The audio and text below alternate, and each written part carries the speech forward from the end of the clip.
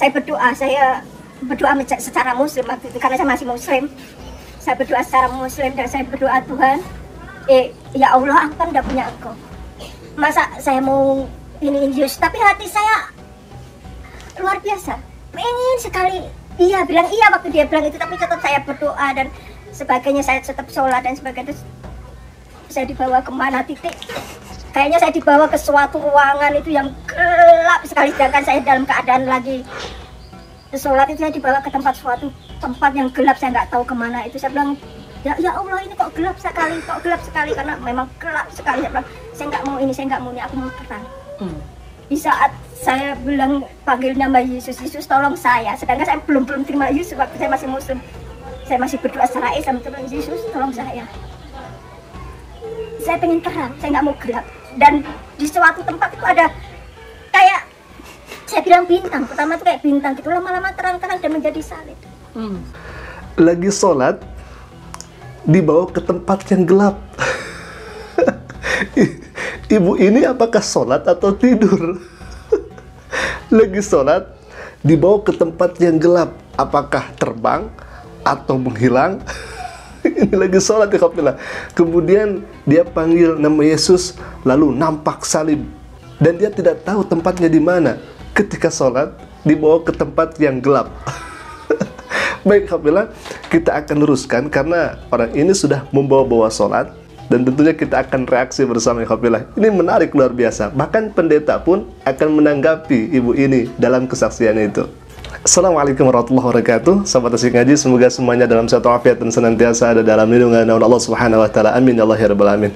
Alhamdulillah, kami akan tampilkan kembali seorang murtadin yang memberikan kesaksian di mana tatkala dia melaksanakan sholat dulu ketika di muslim, kemudian dia dibawa ke tempat yang gelap.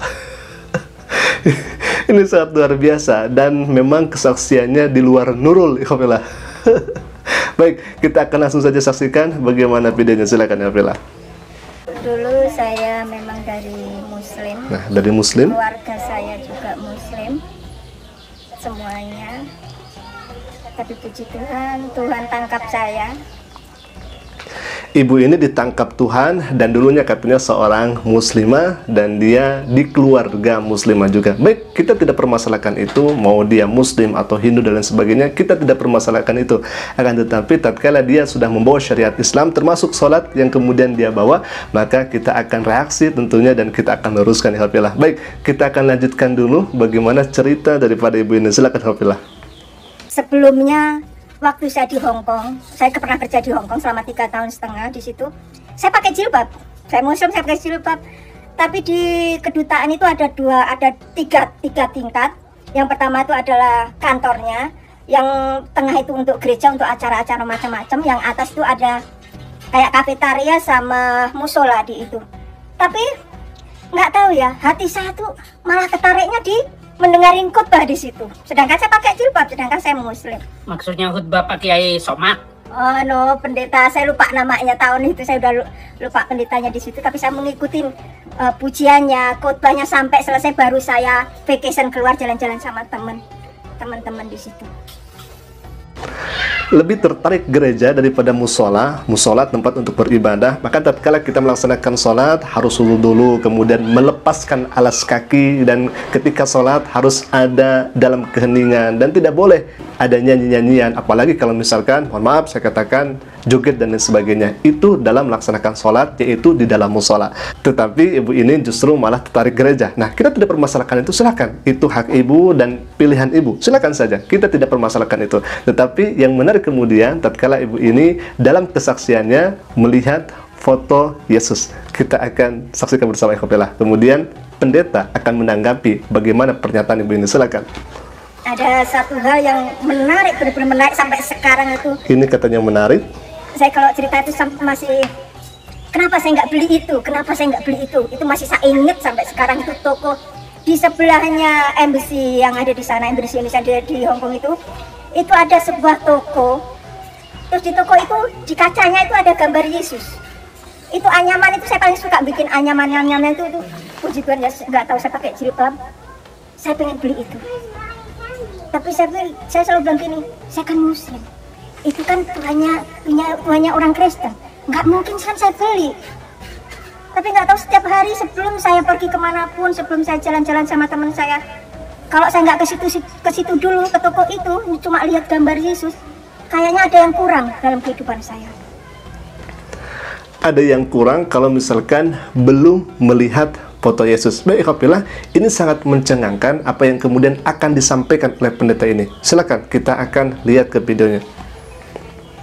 Foto di belakang Yesus, fotonya siapa itu? Pak, itu foto di belakang Bapak, itu fotonya siapa itu? Foto di belakang Bapak itu? Foto Tuhan Yesus. Itu foto di belakang Bapak, fotonya siapa kok? Yang bener aja, Bapak jangan bercanda sama saya. Loh. Foto di belakang Bapak, fotonya siapa itu? Siapa ya? Itu fotonya siapa itu? Siapa? Pak Paul aja yang jawab. Loh kok saya tanya Bapak, kok malah tanya jawab? Itu foto Tuhan Yesus, Pak Paul. Ngawur, Bapak taunya dari mana itu Tuhan Yesus? Itu tukang sampah di pinggir rumah saya dulu waktu di Indonesia, Pak. Menghujat. Oh, menghujat gundulmu peang. Itu tukang sampah di pinggir rumah saya, Pak. Itu bukan Tuhan Yesus. Bapak saya kasih 1 miliar kalau itu Tuhan Yesus kayak gitu, Pak. Saya tidak butuh uang segitu. Loh, kan Bapak bilang menghujat. Mana itu Tuhan Yesus? Bapak taunya dari mana itu Tuhan Yesus? Minum Saya punya foto yang lain, orang aku Tuhan Yesus loh, Pak. Beda lagi loh, Pak. Saya cukup makan minum. Pak. Pak, aku Bapak menghujat. Ini loh, Pak, kata orang Amerika yang namanya Yesus yang ini loh, Pak. Itu kan kata orang Amerika. Lah kata Bapak itu, kamu gimana yang Yesus yang mana nih? Ini fotonya Yesus, Pak. Bukan itu, Pak. Tuh ada di gambar Anda tuh. Bukan yang di foto di belakang itu, Pak. Ini fotonya Yesus nih, Pak. Tuhan Yesus. Oh, itu bukan Tuhan Yesus, beda sama yang ini, Pak. Itu ada tulisannya. Loh, ini beda. Kita bisa menarik kesimpulan dari apa yang disampaikan oleh pendeta ini, namanya pendeta Paul Jang. Dia mengatakan demikian, jangan-jangan yang kemudian ibu ini lihat, foto yang kemudian ibu ini ingin dibeli begitu, apakah memang itu betul-betul foto Yesus? Baik, Alhamdulillah, kita akan saksikan ke video berikutnya dan kita akan melihat dan sekaligus mendengarkan bagaimana kesaksian ibu ini selanjutnya. Alhamdulillah, semakin menarik saja untuk kita reaksi. Silakan. Sampai saya pulang ke Indonesia setelah setahun setengah, saya telepon teman saya. Saya di Indonesia 1 minggu, saya telepon teman, masih ada nggak gambar Yesus itu? Saya bilang, yang Tuhannya orang Kristen, saya bilang gitu. Teman saya bilang, udah nggak ada Mbak Tuti. Lah, kemarin aku sebelum pulang masih ada. Kenapa kok hilang? Saya bilang gitu. Itulah Tuhan menjaga saya, walaupun saya Muslim, tapi Tuhan menjaga saya. Walaupun hanya melalui gambar doang, saya belum memilikinya. Tapi saya merasakan damai sejarah. Lihat gambar itu, saya masih Muslim waktu itu, saya masih pakai jilbab dan sebagainya. Dan baik, ibu ini katakan bahwa dirinya dijaga oleh gambarnya Yesus. Nah, dalam akidah umat Islam, sekali lagi, ini pandangan umat Islam, tidak ada kemudian gambar atau lafaz sekalipun atau foto bahkan patung itu bisa menjaga. Siapa yang menjaga kita? Allah Subhanahu wa Ta'ala. Gambar itu tidak memiliki athar, gambar itu tidak memiliki dampak, foto itu tidak memiliki dampak, atau patung itu tidak memiliki pengaruh di dalam kehidupan kita semuanya. Alhamdulillah, karena kita dijaga, kita dilindungi bukan oleh gambar, akan tetapi oleh Rabbul Alamin, Allah Subhanahu wa Ta'ala, yang Al-Jabbar, Al-Qahar, Al-Mutakabbir, Ar-Rahman dan Ar-Rahim. Dan dialah Allah Subhanahu wa Ta'ala yang senantiasa menjaga kita. In tansurullaha yansurukum wa yusabbit aqdamakum. Baik, kita akan lanjutkan kembali ke video berikutnya. Silakan, Alhamdulillah. saya ketemu dengan suami saya. Dari situlah ketemu dengan suaminya. Dari situlah Tuhan bawa saya masuk ke gereja pertama kali, yaitu melalui suami saya. Pertama kali suami datang bilang, bilang ke saya, kalau kamu mau ikut saya, kamu harus ikut saya semuanya. Oh, mungkin boleh jadi dan kami ini menduga, ya Khafillah, mungkin ibu ini masuk ke gereja itu salah satu sebabnya karena ada suaminya yang mengajak. Kemudian ibu ini masuklah ke dalam agama Kristen, ya Khafillah. Baik, mungkin itu dulu yang bisa kami sampaikan. Dan apa yang kemudian disampaikan oleh ibu ini, katanya dalam sholat dipindahkan ke satu tempat yang gelap. Saya kira, alhamdulillah, ini dusta. Saya kira ini dusta, karena tidak ada yang kemudian kita sholat kemudian langsung dipindahkan ke satu tempat yang gelap.